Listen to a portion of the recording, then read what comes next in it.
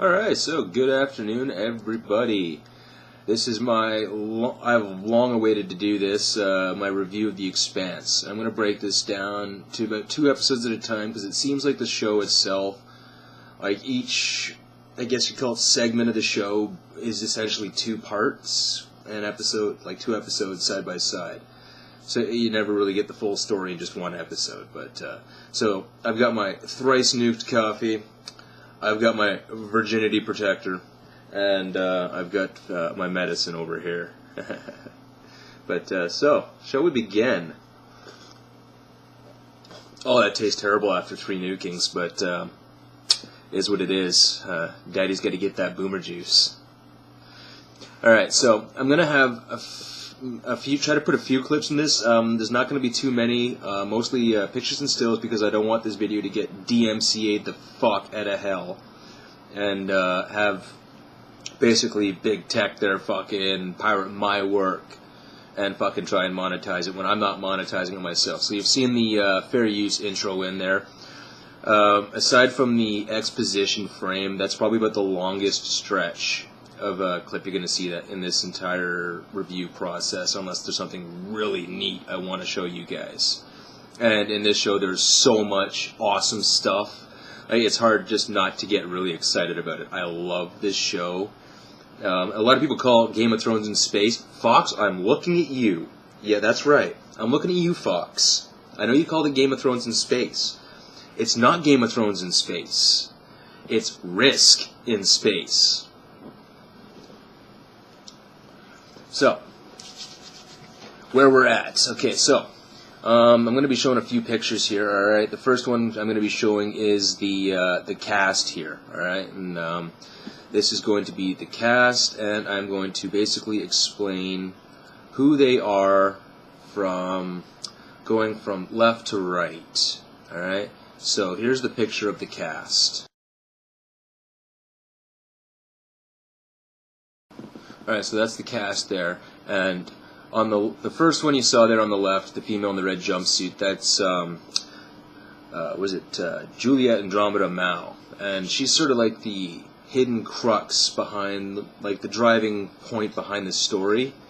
Alright, the next is Detective Joe Miller. He plays an integral role in through the series. You get to see a little bit of his backstory through the show, and he does he plays almost kind of like a self-loathing trope of a detective, right? Like he's been on the take so long and so corrupt, but he's self-loathing about it. It's like he knows he wants to do better, and occasionally you see his conscience come through, and he does something that's just out of normal character for him. But yeah, alright. So, the next one is Julie, or sorry, not Julie, that was the first character there, Naomi Nagata. Alright, now this woman is MacGyver in space, alright? Like, if you're gonna cast, like, strong female characters in a show, and I know fucking you guys fucking hate identity bullshit, especially fucking diversity shit, alright?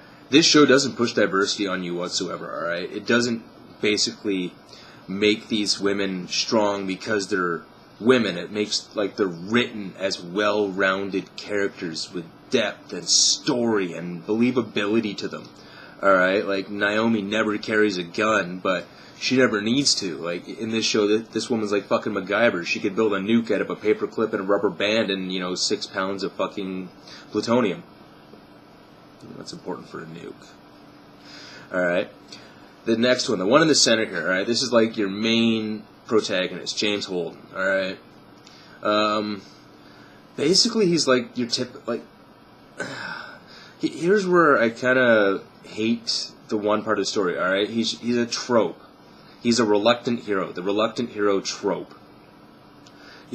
No matter what he does, he's a nexus. No matter what he does, the whole universe seems to follow him in one direction.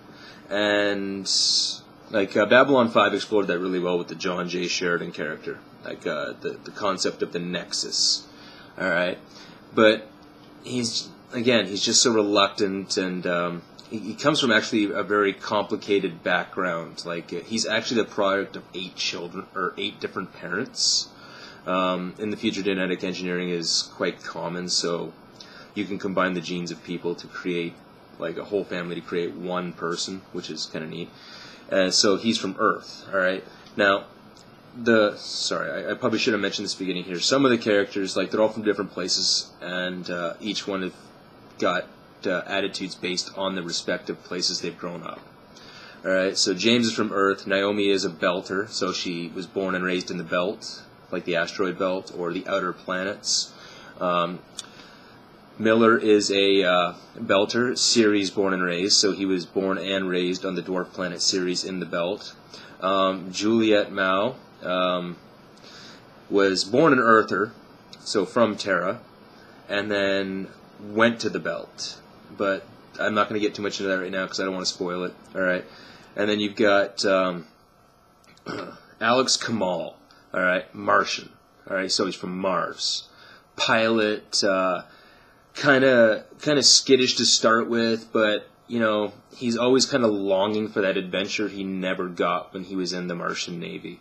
All right, and Martians, they all have to serve. All right, if you want to think of an analog, almost think of Israel. All right, like in terms of just an analog. I'm not saying politically, but mandatory service, technologically advanced, relatively small population to those who surround them.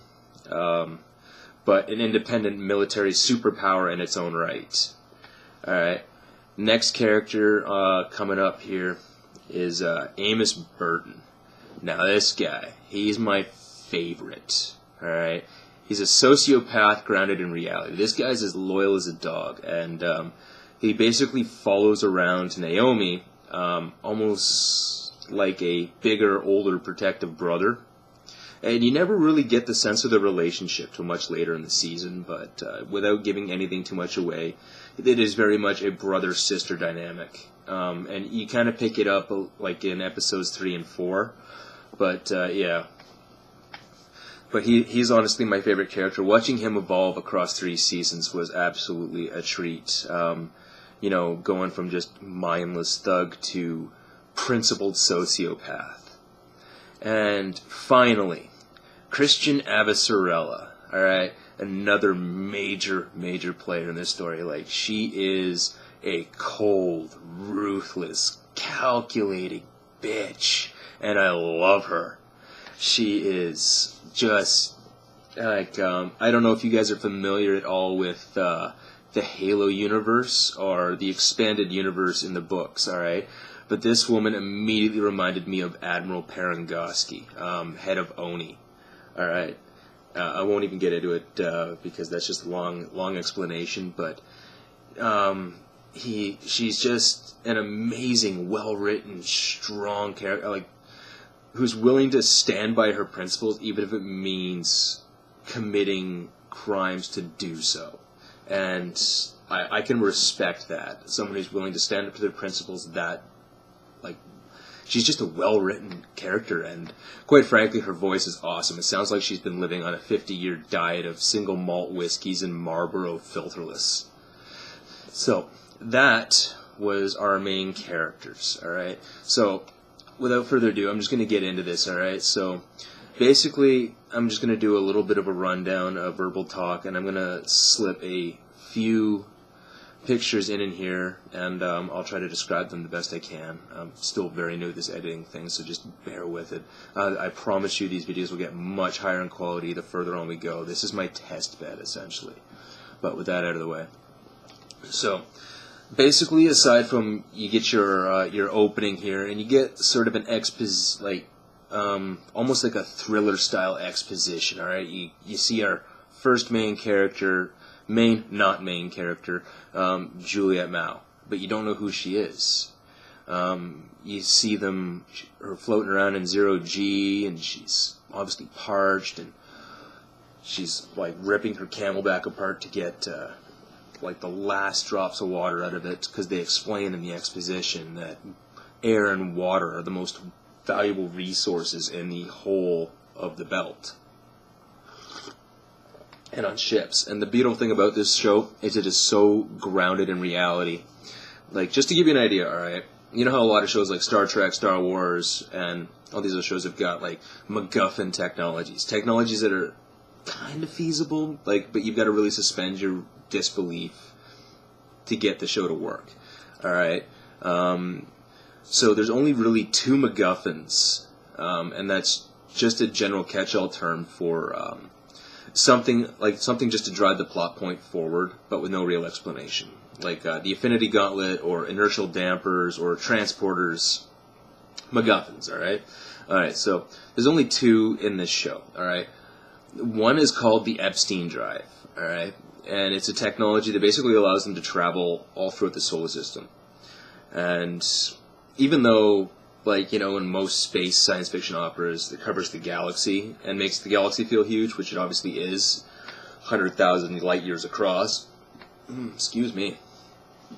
And, but it manages to make the solar system feel huge because it takes time still to travel, but not an unreasonable amount of time to travel between the planets and moons, alright? Like, you know, it could take upwards of 2-3 days to reach Saturn from Earth, or, you know, it's a couple of hours to get to Mars, you know, depending on where the planets are in their orbits. And they keep reminding you that the entire time. But the Epstein drive is like the super efficient, basically star drive that allows them to travel at high G accelerations to get from point A to point B without using, like, warp drive or anything like that. All right. And the next thing that goes on with the Epstein drive is called G-juice. All right. Now, they don't give a technical name for it. They call it a few things in the show, like acceleration drugs and whatnot. But basically what it is it keeps your veins from exploding inside your body and getting strokes and embolisms under constant high G accelerations during maneuvering in space, which is really neat. Like, you don't see that sort of thing. And all the physics in the show is fully Newtonian, all right? So as they accelerate, like, all their thrust is how they generate gravity on their ships, all right? So you can't think of the ships in the traditional metric where, think of them like houses or like regular ships in space, all right? You know, where the bow is forward, but everyone is looking forward, like, in terms of perspective. Like, think of a cruise ship or the Starship Enterprise in space. Like, just to give an example, everyone understands, like, how that is. It's not at all.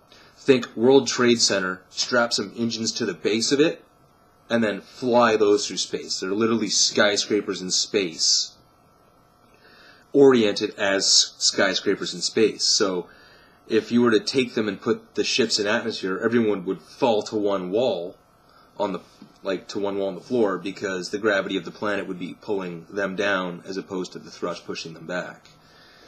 And so you just really have to wrap your head around the orientation of the ships in space and how they fly to get through it. Another neat thing is there's no windows in any of the ships in space, which is fucking amazing. Finally, all right? Yeah, I know there's windows on the space shuttle, but they're constantly pitted and they're points of failure, right? Astronauts don't like them. Everything is through view screens and sensors. And it really does show you the amount of thought that they put into it. All right, but I've gotten off topic here.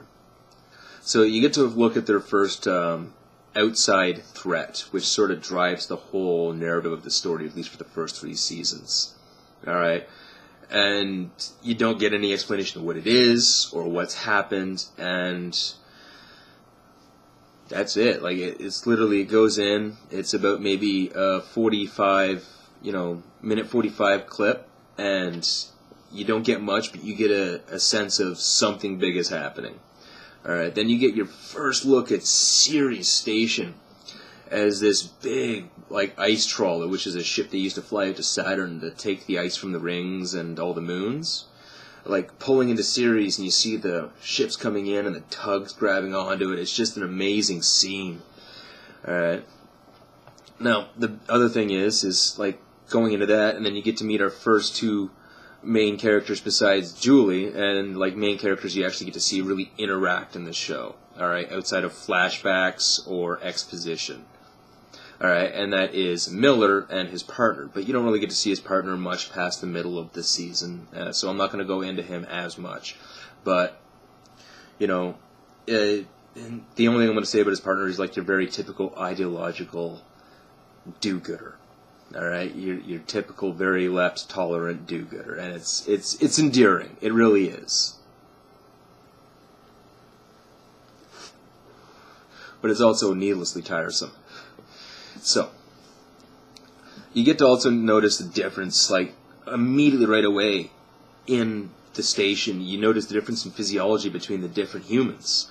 Alright, you'll notice that Belters, on the whole, are taller, leaner, lankier, and they've also got different language. Like, their languages have evolved independently. They're almost an amalgamation of several different languages. Now, I'm going to go into it later on in the show, or later on in this review, about how the different cultures have evolved. Like, I'm going to save that more or less to the end, alright, because it's just how I've written the script.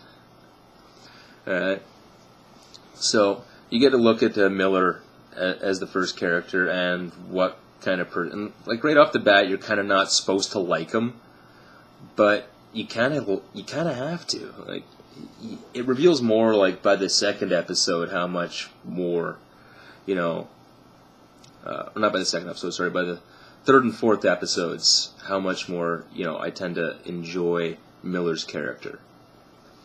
Alright, so next is you get a look at the Canterbury, and that's where you really start to notice the orientation of the ships to begin with.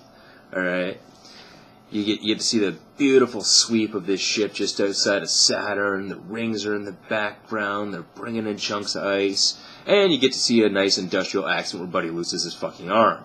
Amazing. Alright, and then you get to look into, let's see here. Oh, right.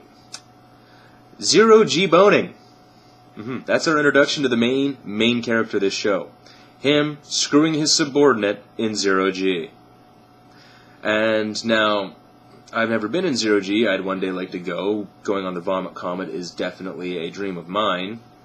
But, if there's nothing to push off against in Zero-G, like, how is any physical thrusting happening without violating several Newtonian laws of motion? Like, it's got to be like screwing on a waterbed, completely uncomfortable. Someone's going to wind up with bruised knees, a bruised back, possibly a bruised back of the head, and ultimately you're going to wind up just exhausted over nothing. That's a little side rant.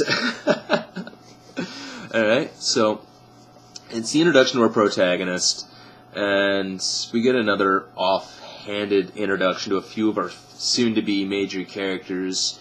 You don't understand that they're going to be major characters right away, but you get an idea, because they tend to focus around them a little more. Like, you see Alex and Amos and Naomi and the medic, who doesn't survive past episode 4, but you're going to see that anyway on my next review.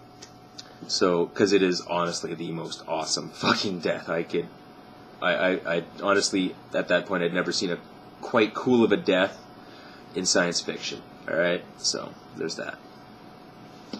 Alright, now, you kind of get the impression right off the bat where I was saying that Holden's a reluctant hero. He's kind of trying to fight his own noble urges, because the launching off point for the series, aside from some of the other issues, is a logged distress call, which they thought was, you know, pirate bait. But needless to say, they decide to ignore the distress call, and then Holden has a change of heart during night shift and logs the call. They have to go respond, and that's where you get to look at the first real awesome approach to how much, like, thought and process has to go into maneuvering these ships in space, because they have to go through a whole process just to flip the ship around and start burning towards the SOS signal that they intercepted. Alright, so that's where you get your first look into the zero-G maneuvering, the G-juice, you know, the burn of the drives, how they got to do high-G burns to stop the ship and then start moving in the other direction. Alright. And that's when you really start to notice how the ships are orientated, like when they begin their maneuvers. And then, so our main characters hop on their little lifeboat, they go over to the thing, and then they realize that it's a trap, a very carefully orchestrated trap. And then you get to see the first glimpse of the Anubis, which I'll bring up right here. And I'll also bring up a picture of the Canterbury as well.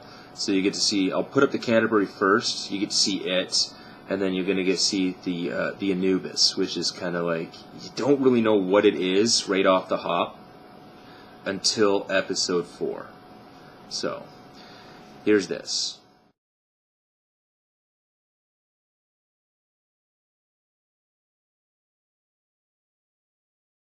Okay, so, first things, you saw the picture of the Canterbury there, and yeah, you'll see that it's, the way they orientate the ship in the picture is actually deliberate to give you an impression of how the actual deck orientation of the ship works. Alright? The bulk of the ship is hollow inside, mostly storage racks, armatures for grabbing ice from the rings of Saturn and Saturn's moons. You'll see, where is it there? On the one side they'll have a picture, or sorry, the one bottom picture you'll see a little note that says night. That is the little landing landing skiff, I guess you'd call it, that they take to go investigate the bogus SOS signal. And so that's that. And then next we have the Anubis, a stealth ship. You don't find out much about these ships and ultimately what they're really capable of until about episode 4, which I can't wait to do because it is just, honestly, it was the scene that got me hooked on the whole series. But you'll see these little triangle pieces on the side. Those are breaching pods. And then if you look to the underneath of the ship, excuse me, sorry, the underneath, and then almost to the top rear of the ship is you'll see the PDCs, or point defense cannons. Now, another neat thing about this show is even though they use ballistic firearms in space, all the ammunition's caseless. So while you see the guns firing, and obviously all the firing and whatnot is CGI in the show, for obvious reasons, because you don't see any shells eject from the guns, but yeah, you don't see any shells eject in the show because you don't want shells floating around in 0G at high speed when they're ejected from guns, cutting people up and burning them, or possibly putting holes in things. Not that the bullet's not going to do that anyway. So yeah, and then you'll notice this little piece up at the nose of the ship. That's a railgun, alright, forward-facing railgun, and you'll get to see why that's a really important detail in the next episode. So, that was the Anubis, and it's an Amon-Ra class stealth frigate, and the Canterbury is a what is it? I believe it's just a ice hauler, so I guess it'd be calling a trawler class, like industrial ship. So, those were the two ships, and then you get to see the Anubis fire, and it launches torpedoes. Now this is my only real point of contention with the show, is they did so well with keeping everything grounded in reality with the science fiction right away, to go and to basically go and put noise in space. Now I get that they kind of want to just for dramatic effect, and I get it. Alright, it's just when you spend so much time putting that much scientific knowledge into the show and realism into the show, and then just to sort of piss all over it with fucking noise in space, but alright, minor problems. And then you get to see the Anubis fire. They do a sweet high G burn around the asteroid, and you see the torpedoes miss and strike the Canterbury, and you get that cliffhanger moment where the subordinate goes to tell the main character, Jim, I need to tell you something, and then as soon as she says something, the ship gets nuked. So, episode 1 leaves on one hell of a holy fuck. It immediately just grabs you by the balls. Alright?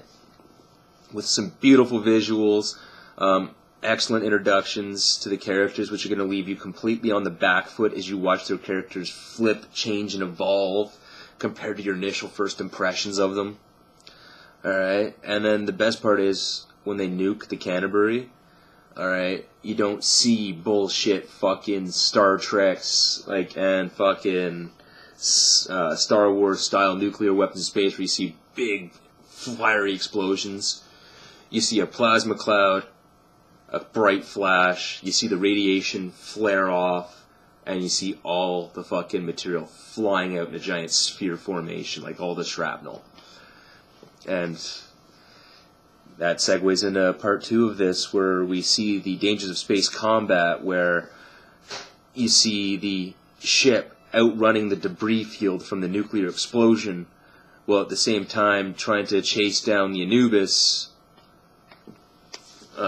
which they don't know the name of yet, but they're trying to chase it, like decide whether they want to chase it down.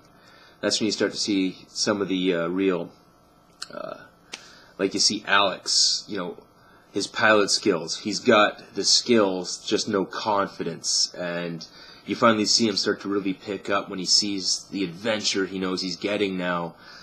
Like, you see his confidence really start to get in there and fucking, like, actually make him a whole lot more, you know, Martian than he was before. Being a state of mind.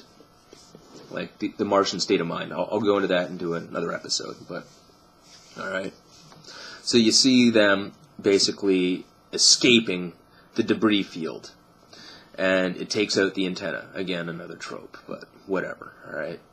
So, you look at them trying to solve the problems in space, alright? It kind of very Apollo 13-esque, but without mission control on the ground, and more spacesuits, and going a lot faster. Alright, you get to see them try to fix their ship under space, where they have to decide whether they're going to, you know, either try to use what air they've got left in the ship and make a run for it, which they know their ship won't make it, or do they have to vent the ship, go out, spacewalk, and then fix the ship, go back in, and then use what the reserves air they have left to repressurize the ship, have a less amount of time of air, but possibly get a signal out. So you get to see the character dynamics in between that, where you see Amos basically immediately siding with Naomi and Jim coming to, you know, mental blows, trying to decide what's best to get them out of the situation that Jim's put them in, because he admits to her that he's the reason they're in this situation by logging the distress call and not who everyone thought did it. So they decide to keep that little secret to keep Amos from fucking ripping Jim's arms and legs off, because at that point you feel that character's really going to do it. Alright, so we get another shot back on Earth here, and you get to look at the false dichotomy between Abasarella and the other main UN character, Aaron Wright. Sorry, what's his name there? Yeah. Sadavir Ehrenreich. That's right, Sadavir. And immediately you get the impression that he's supposed to be the good guy and the voice of logic and compassion behind it, where Abasarella is, you know, the cold-hearted bitch who'll do whatever it takes to protect her home, the vicious mama bear, the dagger in the dark, and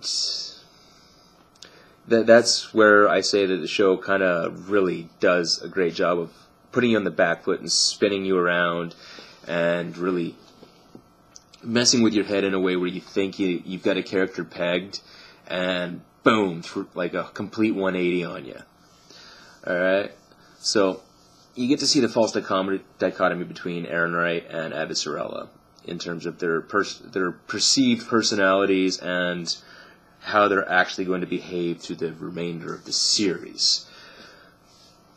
And then you get to see Nagata's full-on MacGyvering skills, where they don't have enough power to broadcast, and she basically tells them to rip everything in the ship apart that can take a charge, and there goes my cat, and some cat ass on the screen. He just wants some attention. This is Sheldon, one of my two cats. But yeah, she basically rips everything that can take a charge on the ship, powers it all into one massive home-built like amplifier, and that's where they discover that the trap that they fell into was supposedly a Martian trap. But you'll get to see a little bit more of that narrative get kind of ripped apart in the future episodes. Because, like they said, is in the beginning exposition, is someone is trying to start a war. Because they're on the brink. This is like USA versus Soviet style fucking like mutually assured destruction between Earth and Mars, and the belt's caught in the middle. All right, they're the resort, like they're literally, because they're not a single united nation. They're a bunch of individualist tribes. They're very anarcho-communist in nature. Like, they share everything. They don't really respect any one government authority. Even their organization, the Outer Planets Alliance, isn't a unified body, but rather a group of factions that loosely come together in times of need. So, there's that. Now, you get to see, basically, the price of water, because you get to go back to, what is it there, Ceres Station, and you see Miller tracking down water thieves. Right, now this just reminded me of Dune, because in Dune, like the Dune series, Frank Herbert's Dune, not Doom, but Dune, and you get to see how precious water is and whatnot, and it just reminded me of that, and I thought that was a great call out to it. So you get to see them, and then you get to see Miller's almost like Heart of Gold, because he lets the kids go with a warning instead of actually dragging them through the system and possibly ruining their lives, and just basically gives them a scare and says, stay away from the water, or as they put it, stay away from the aqua, because all of their speech, like Belter language, is very phonetic, and it has a lot of gestures, because they're used to communicating through spacesuits. So if your comms are on the fritz, they want a very phonetic language to communicate their ideas. All right, and same with the gestures. They speak with a lot of gesturals, which I found was really neat. All right, now they flash to the ship again, the Knight, which is kind of curious because later on in the series they expressed that Jim always wanted to be a knight when he grew up. Just a nice little fucking foreshadowing there. So, you get to look into what I, from this point forward, will refer to as the big raging D of Mars, the Donager. Alright? This thing is an absolute expression of Mars's willingness to take its biggest, baddest ship and fuck Earth straight up the ass with it. That's why I'm calling it the big D of Mars now, right? The Donager. Now, it picks up the Knight, and you see it, and it is just an amazing sequence. You don't see really the inside of the ship. You don't see what the ship can do. You just see it pull up the side. It pulls the ship in, and then you see to the inside of the Knight, the skiff that the main characters are on. You see the door get blown open, or cut open, rather, by the Martians, and the last thing you are treated to is the last thing you're treated to in that sequence is all the Martians pointing their guns at the crew and going, move and die. Alright? Now, the reason they're doing this is because during the whole situation, because they thought Mars attacked their ship and blew it up, so they broadcasted a signal to the entire system saying that they were about to be captured by Mars after they've just blown up the water ship that was supposed to go to Ceres. Essentially putting that spark to the tinder that could get the war going. So, it really kicks it off here. Like, this is where the episode starts to really make that climb to an epic climb, like an epic first climax in the show, alright? And this show every season seems to have 2 climaxes per season, which are just amazing. So, with that, I'm just going to give a brief overview of the 3 factions of the show before I sign off on this video and put it all together and upload it, which you're watching now. So, what we got is the 3 major factions, okay? and you've got the UN, you've got the MCR, which is the Mars Congressional Republic, the independent Martian world. All right, and then you've got the Belt, or the OPA, Outer Planets Alliance. All right, that's basically everything from the asteroid belt out. So Jupiter's moons is OPA territory, despite some of the moons being owned by the UN or the MCRN, which is the Martian Navy.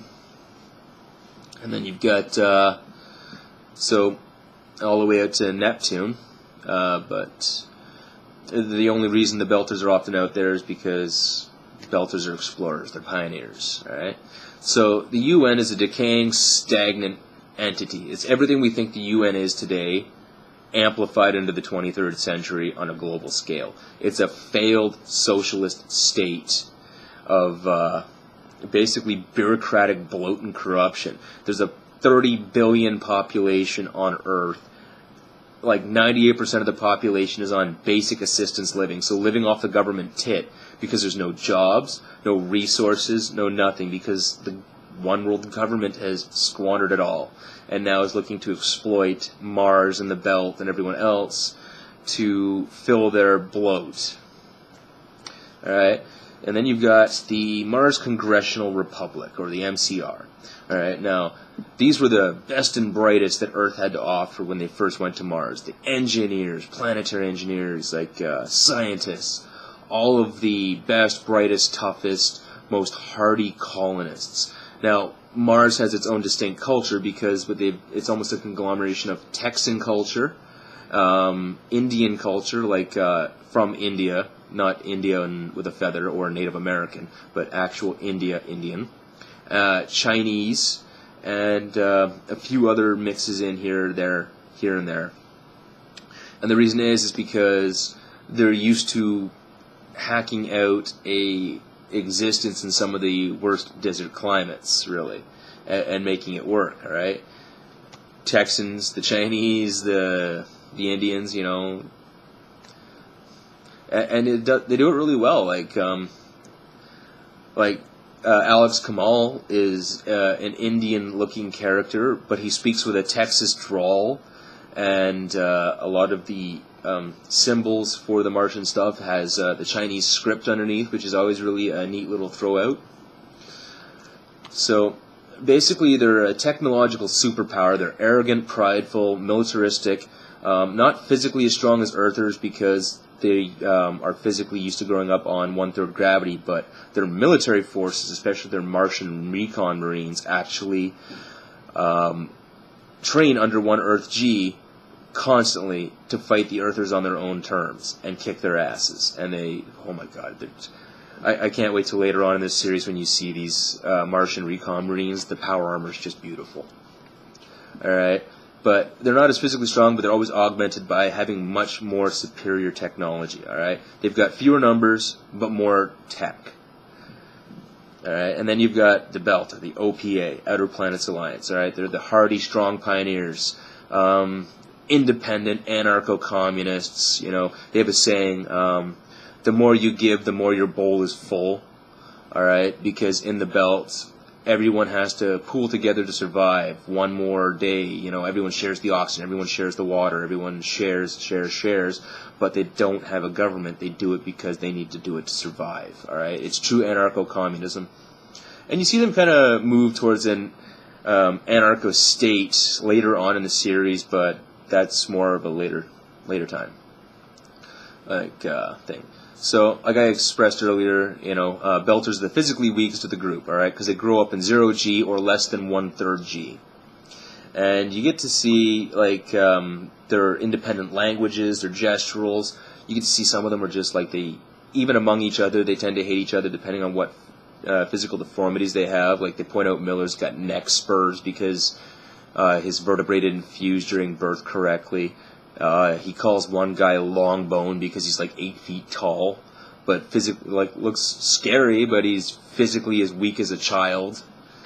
But the thing is they may be the weakest, but they're the most tenacious of the whole group. These guys are survivors, and they're masters of deep space construction. Like the Tycho station, which you'll see later on, is just a It's an engineering amazement and a marvel, and their ingenuity is just endless. Like how I explained that Naomi Nagata is the MacGyver in space. Imagine a slightly less skilled version of her multiplied across the entire belt. Like for the most part, they're just brilliant tinkerers, and it's awesome. So I know this is a bit of a disjointed first review, and I kind of gushed a lot, but this is an amazing show, and you should be watching it. It is just hands down epic. So with that, I'm going to say you guys have a good day.